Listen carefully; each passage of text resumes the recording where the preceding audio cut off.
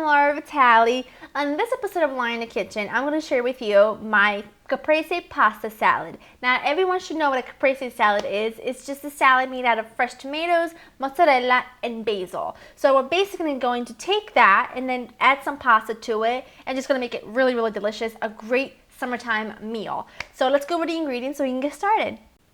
Some cooked pasta, and I'm choosing to use orecchiette, some cherry tomatoes, garlic, fresh mozzarella, oregano, olive oil, extra virgin olive oil, red wine vinegar, pepper, fresh basil, some salt, and that's it. These are the ingredients. It's such a great salad. No mayo, so it travels really, really well. It does have cheese in it, which is in the form of my little bocconcini. Look at that. It's fresh mozzarella from my friends at Leoni Latticini. I love their products. They're very, very great. Imported. Love it. So what we're going to do is, you know how traditionally a caprese salad, it's got sliced mozzarella with a piece of basil and then slice of cheese, like stacked up kind of?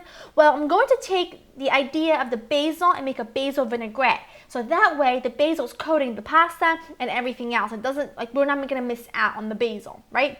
So that's the first thing we're going to do. We're going to work on the vinaigrette.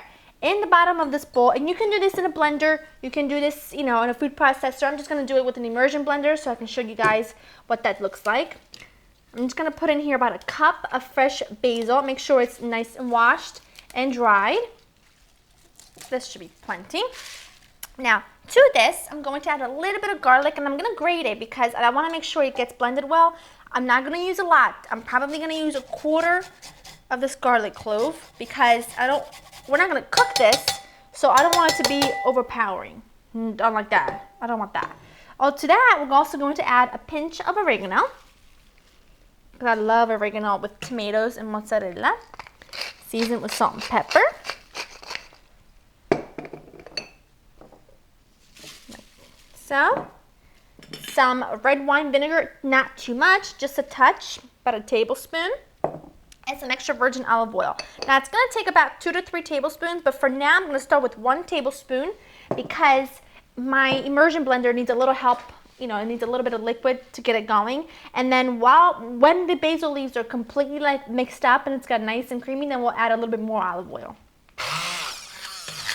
At this point, we're going to drizzle in some more olive oil until we get the consistency of a nice loose vinaigrette.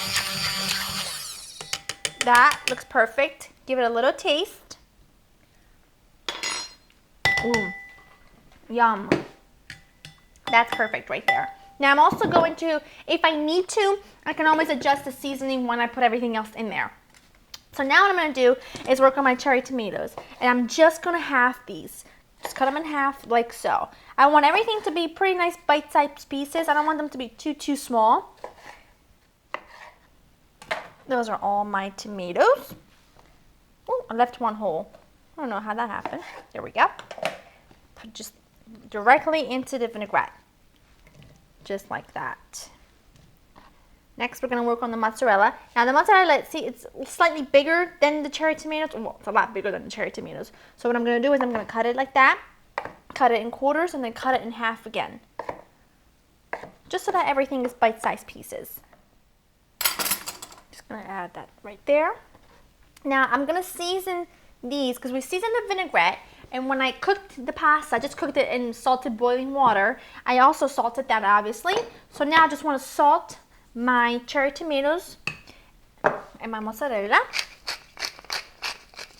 There we go. I'm going to add in my cooked pasta and bring this closer to me. Drain it well. And I love using orecchiette, especially for something like this, because the vinaigrette gets trapped in there really well and it tastes so good. Now that this is nice and mixed, it's completely done. You could eat it right now, which I'm going to take a taste right now. It's so good. I make this a lot because my husband is a huge tomato and basil lover. Like, huge. So he really loves this because he can pack it up for lunch. Doesn't have to worry about, mayo and it's heavy. It's not. It's light. It's delicious. But as good as it is right now, get this in the fridge for an hour. Tastes 10 times better because like that basil vinaigrette really clings on to the vegetables and the pasta. It tastes divine. It's simple, it's easy, it's quick, and above all, it's cost effective. Come on now, and it's delicious. So I hope you guys have enjoyed spending time with me. To get this recipe and others, go to my website at www.laurenkitchen.com, and I'll see you next time. Bye-bye.